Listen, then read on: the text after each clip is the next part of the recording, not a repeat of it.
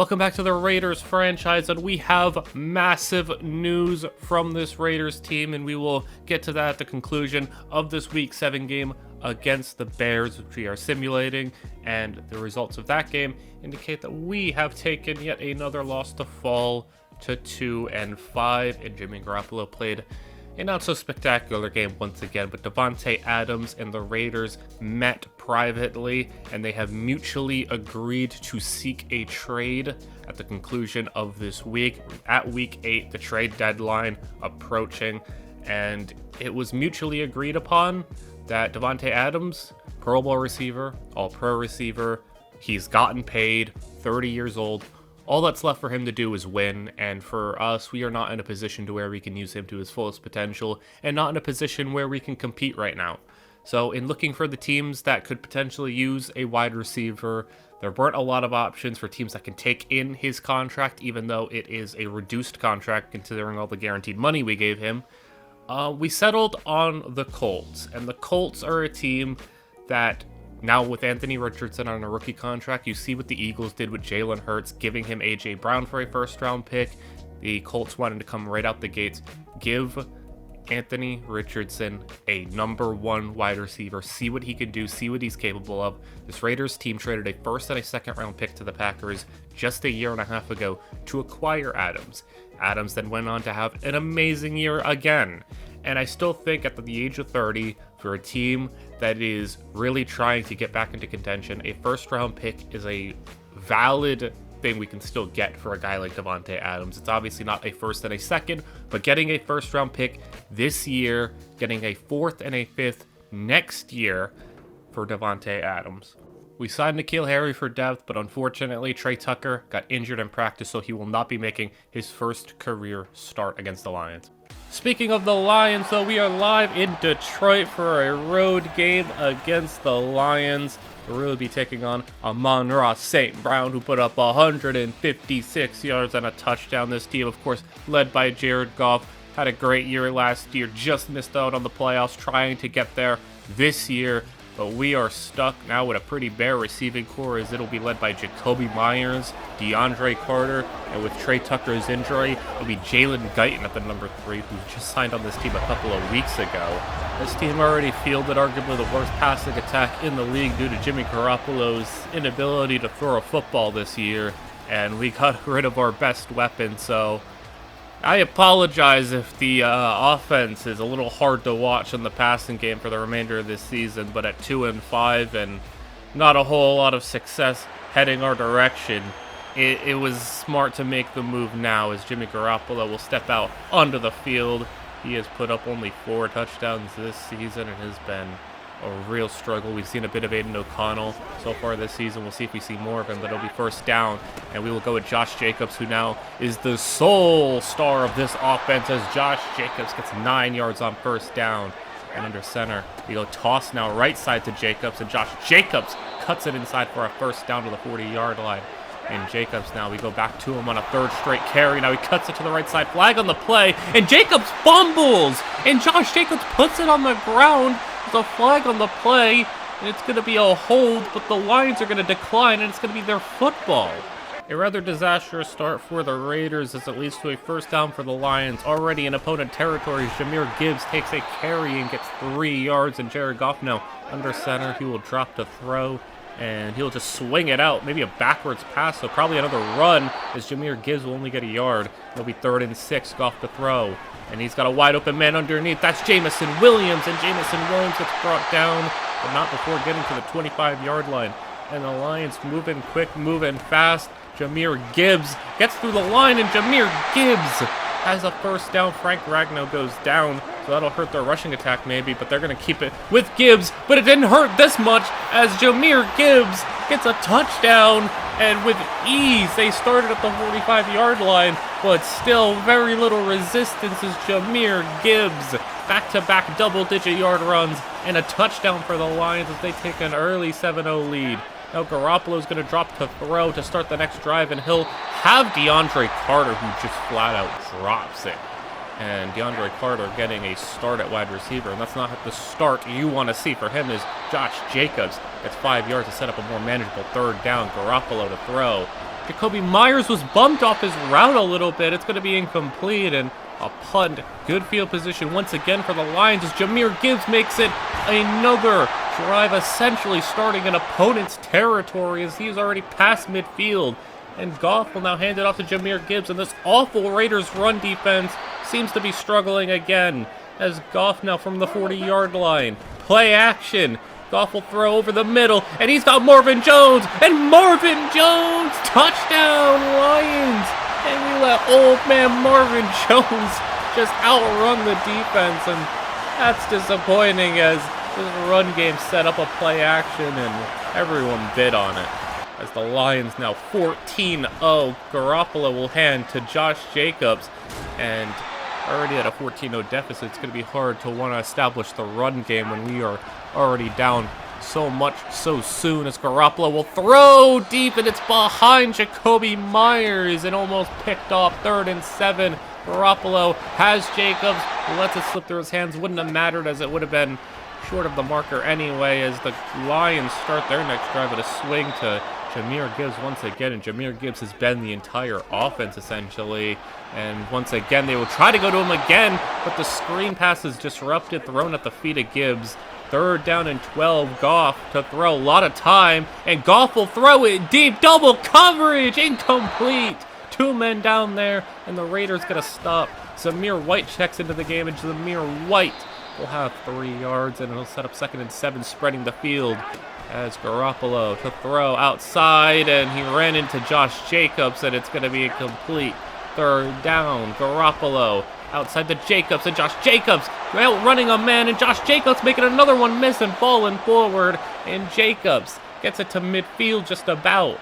As now we will go his way, stretch left side as Jacobs brought down after a gain of 5, and you see how much we are going to Jacobs this game. He is going to be the entire offense as Malcolm Rodriguez blows off the edge untouched, uncontested, and gets a sack. 3rd and 13, Garoppolo rolling, hit as he's thrown, and incomplete.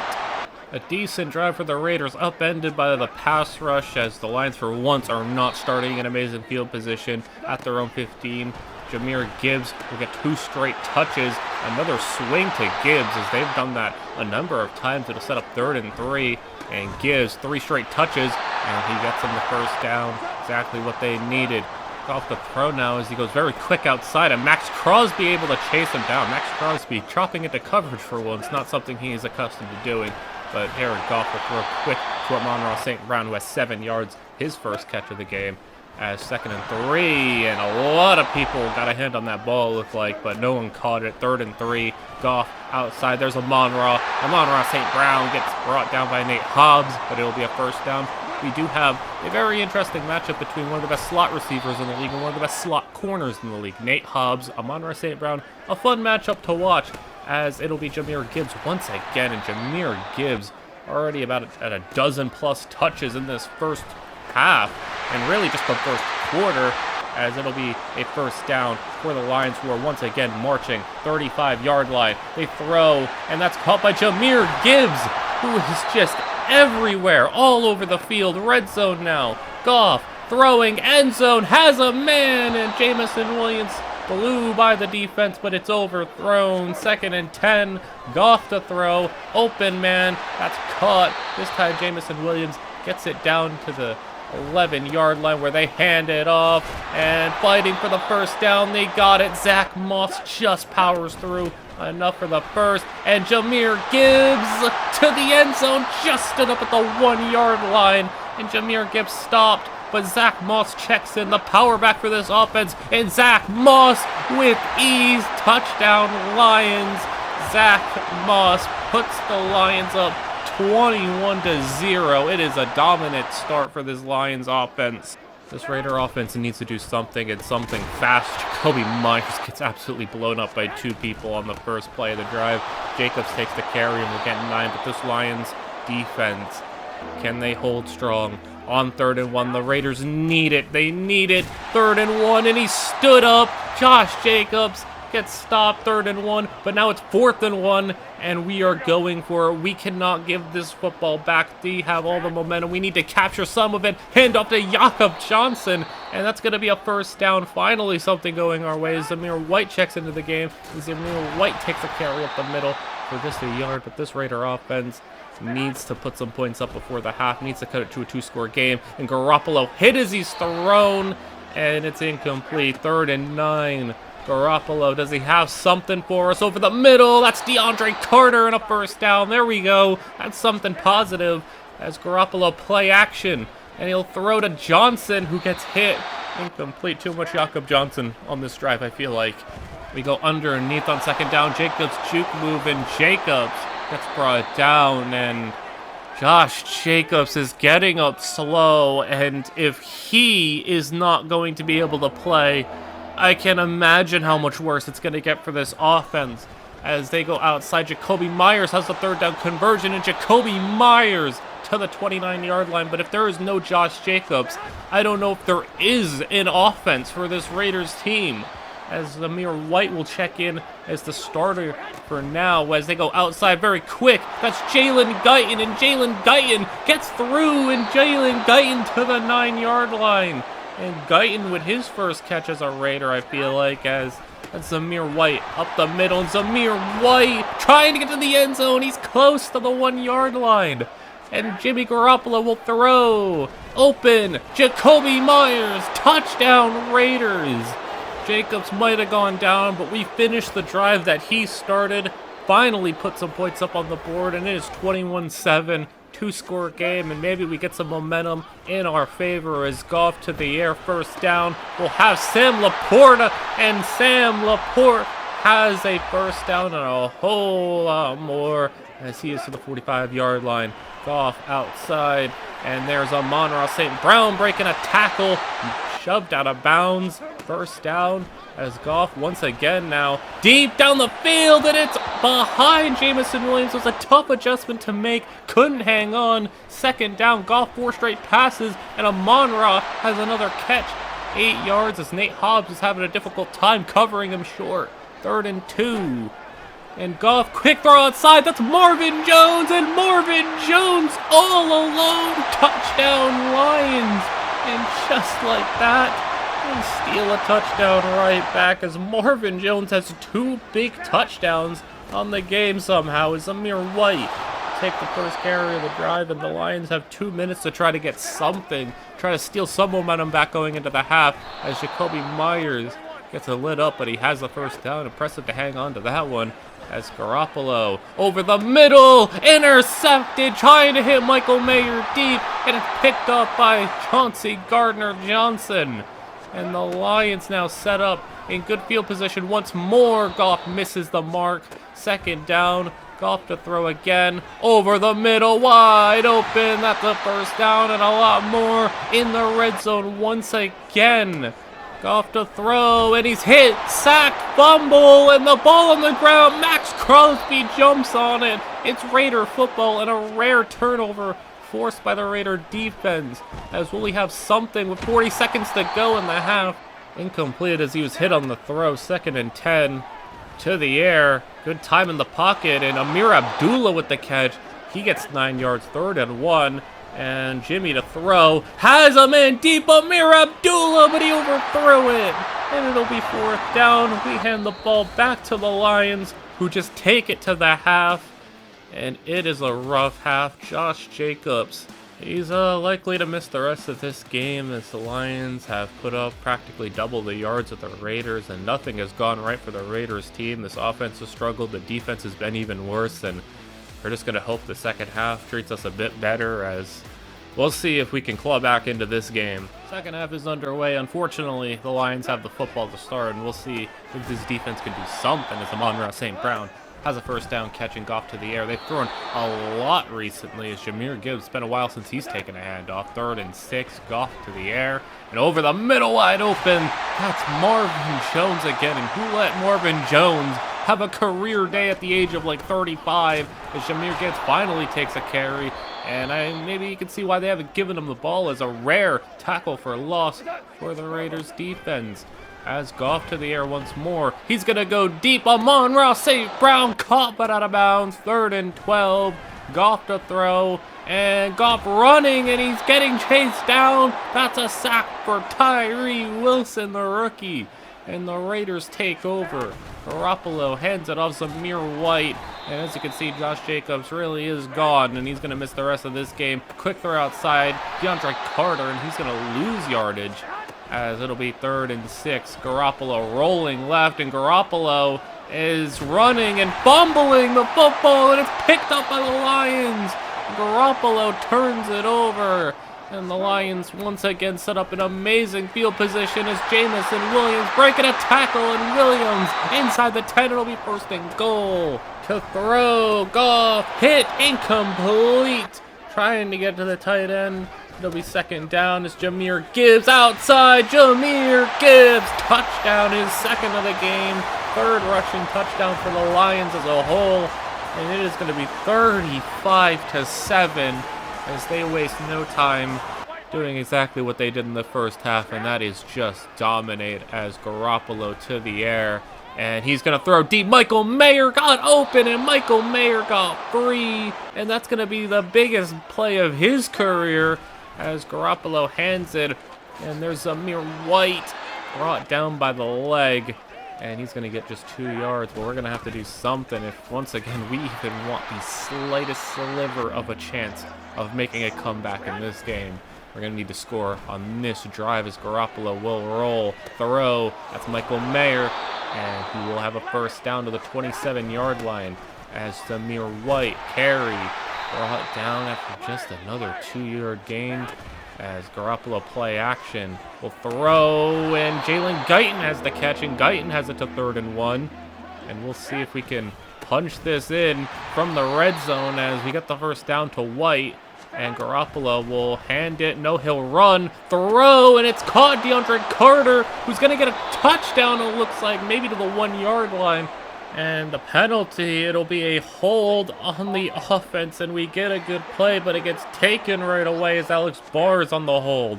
It'll be 1st and 18 as Garoppolo rolling left. He's going to try to run for it, but he's not that fast. He gets brought down for a sack. It'll be 2nd and 21. Play action. Garoppolo, open man to the end zone, and he just misses Jacoby Myers. That could have been a touchdown, or at least very close. 3rd down, screen set up, and Amir Abdullah has nowhere to go. And we go from having basically 2 shots to at least get to the 1-yard line. Garoppolo missed the pass, and a penalty set us back. And that's just the missed opportunities that this team has really just struggled so much with. Goff outside, Corral out, caught 1st down, and at 35-10, it's looking like a situation where we're going to need an absolute miracle to make a comeback as Amon-Ra impressed him to get 7 yards there after the broken tackle. Goff to throw quick again, and there's Jamison Williams for a 1st down. John Jenkins injured on that play, and we'll get an injury update on John Jenkins as soon as we can as a drop from Amon-Ra. Very low throw, 2nd and 10. Goff will roll right, going up top, Marvin Jones, and Marvin Jones with the catch, breaking a tackle, and Marvin Jones with the hat trick. Touchdown Lions. And Marvin Jones just beat Marcus Peters up top. And I don't think Marvin Jones ever expected to have a game like this again in his career, as he just caught it right over the top, and it was a perfect throw. Marcus Peters tried, but the fact that you just got beat by Marvin Jones is a concerning fact, as we are now in the 4th quarter, 10 minutes to go just about, as Garoppolo will try and lead some sort of a drive for this Raider offense, and we'll see if we can get some sort of positivity to take into next week or something. As Amir Abdullah on the draw, he's going to get about 15 yards, and Amir Abdullah playing decent with a little bit of extra playing time, as Abdullah on the screen will have about 9 yards, and he'll set up 3rd and 1. Abdullah checks out, Zamir White checks in. It'll be 4th and 1 after he got stopped, and it'll be play action. Garoppolo running way back, but floats one for Zamir White, who has the 1st down. White gets 7 yards. We're at the 27-yard line. Clock running down as this is a very fast-moving fourth quarter. The Raiders know it's just about over, so we're taking our time as Garoppolo extending the play and has Michael Mayer to the 7-yard line. Good job there as it's 1st and goal. Garoppolo to throw, hit as he's thrown, and that's going to be incomplete. 2nd and goal. Zamir White gets it down to the 6-yard line. It'll be 3rd and goal. Garoppolo in the shotgun to throw, and it's going to be quick for Mayer, incomplete. 4th and goal. Garoppolo, can he get in the end zone? He'll throw, roll right, and it's hit, incomplete.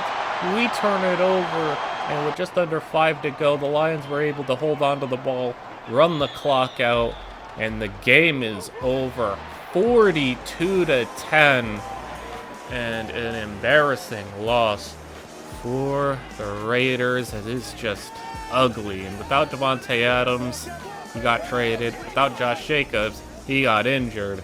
It's no surprise that this offense looked horrendous, and I can say that the defense didn't look all that good, but I can also say the defense wasn't given a lot of help because they were set up in a lot of bad situations. Numerous drives where the Lions got to start in the opponent's side of the field. But I mean, when you let Marvin Jones go off for 156 yards and 3 touchdowns on 5 catches, I don't really think it matters at what part of the field they start in. That's just bad, and you need to do better than that. Marcus Peters needs to do better than that. Everyone needs to do better than that. That was just embarrassingly bad. But we go down. We're 2-6. We got a positive. Jerry Tillery had a nice game, I guess. So good for Jerry Tillery. But at 2-6, we go to the New York Gauntlet in next episode, as we will be simulating a New York game and playing a New York game. The injury update on John Jenkins, as well as he's going to miss a couple of games, unfortunately. But Trey Tucker will be back, so we'll get to see him play a little bit. Now, how about we make ourselves feel a little better to close off this episode with a little college football update. This is your college football update, and as you can see, we got a lot of things to talk about today. Let's go through it pretty quickly. As week 7, we had the big Alabama-LSU game, and as you can see, LSU once again getting the upper hand on Alabama, as it's one of Alabama's toughest challenges. LSU jumps all the way up to 8. Alabama goes down to 9. Elsewhere, we have Notre Dame dropping completely out of the top 15 as Fresno State pulled off the upset. Clemson took down Virginia in week 7 and holds true at their number 2 position. Week 8, though, we have more upsets left and right. Iowa State jumps up to number 12. They take down Texas, and you would think for taking down such a highly ranked team, you'd get a bit more of a jump, but teams like Missouri, still 7-0, North Carolina, their only loss being against Clemson, you can't really knock them down too much. So Texas, though, falls all the way down to 13, as this top 13 specifically is a very tight group. But the final upset we have, Utah, the most confusing anomaly of a team, takes down USC, and they have taken down USC and UCLA, but they're 4-3.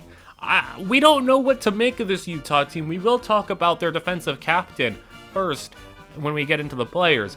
Utah's just a really confusing team, and we'll see what they do as the season progresses, and if they can get hot and maybe make some moves, try to get themselves into a BCS bowl game. I don't know at 3 losses if they can really compete for a title or, a conference championship or anything, but as you can see in the polls, top 3 stays the same. With the Alabama loss, it allows teams like Georgia, Washington, TCU, and UCLA to move up. UCLA and TCU recapturing their spots at 6 and 7 after their losses earlier in the season.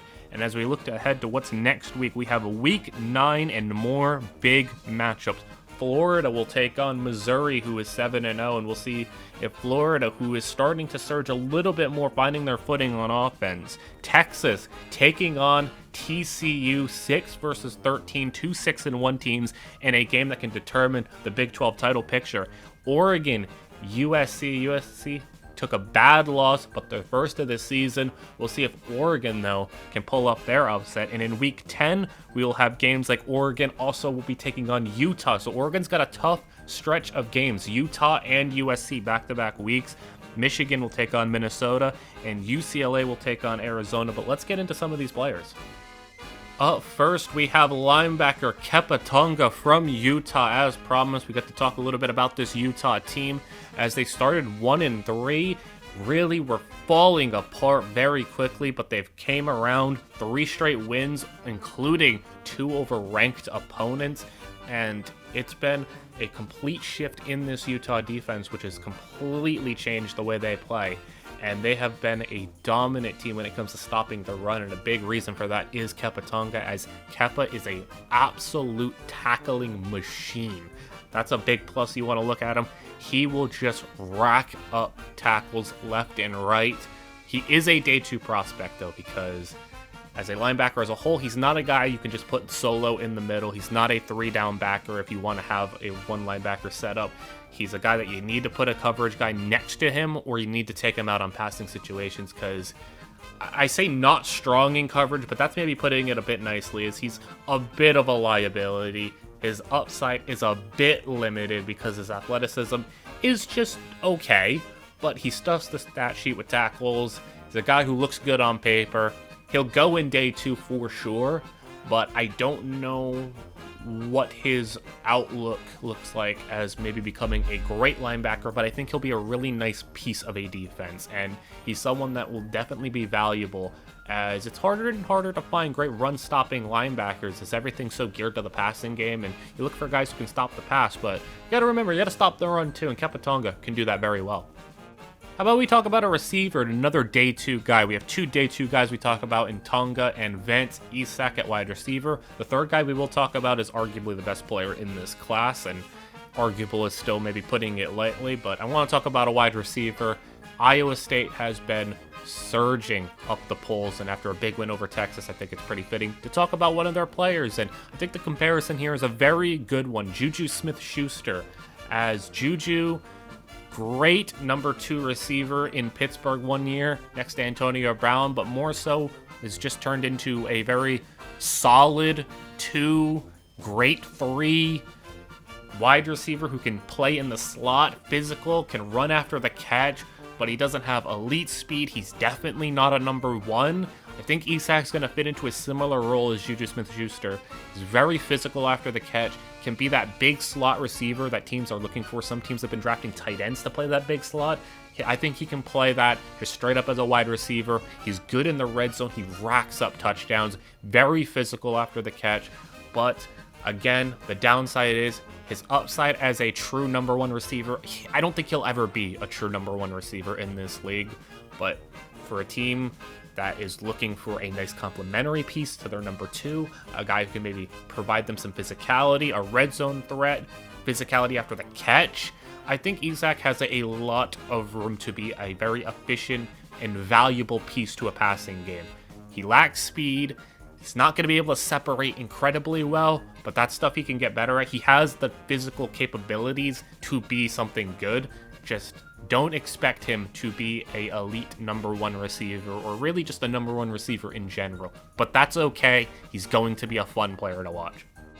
Oh, I am so excited to talk about this guy. We have seen him on the Heisman watch for the entire season so far, and I've really hyped up this Clemson defense, and it's all because of this guy. We have linebacker Clement Trombetta, and he has the comparison to Luke Kuechly, and I don't say that just because there's a whole story to Trombetta, as growing up a Panthers fan, a guy who grew up in Carolina, idolized Luke Kuechly, and from the time he was just a teenager, really wanted to play linebacker. He wears number 59 for Luke Kuechly, and you can see the similarities in their game. He's the closest thing we've had to Luke Kuechly, and that's saying something considering Luke Kuechly is one of the greatest linebackers ever. He's not a crazy athlete like Luke Kuechly was, but he is so smart, so good in coverage, the best coverage linebacker in the country, and better in coverage than some safeties, even some corners. And he's the smartest guy on the field at all times, and he elevates the play of everyone around him. He is an incredible, just home run player. Like, I am telling you, there is zero chance that this guy is a bust. There is zero chance that he is bad. Like, this is the only player in this class where I can just say, yeah, he's a guarantee slam dunk pick. You don't often see linebackers go in the top 5. And it's because the position of just an off-ball linebacker has lost value over the years. But when you have a guy like this, he should go top 5.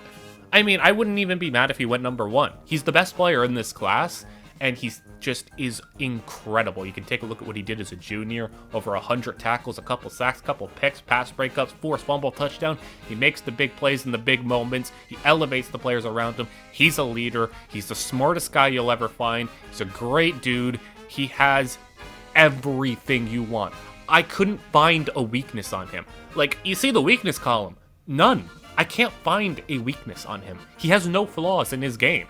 Especially for a player coming out, like, you have to find something, injury concerns or some sort of red flag. There is nothing wrong with him. He does everything you could want. And to no surprise, his impact grade's an A. His potential grade's an A+. I see a certified, at worst, you're getting a Pro Bowl, perennial, long-term starting linebacker on your team. And at best, you're getting one of the greatest linebackers to ever play. So Clement Trombetta, he has led this defense to being the best in the nation, has them as a national title contender, and there's no surprise, he is special, and he's going to be great.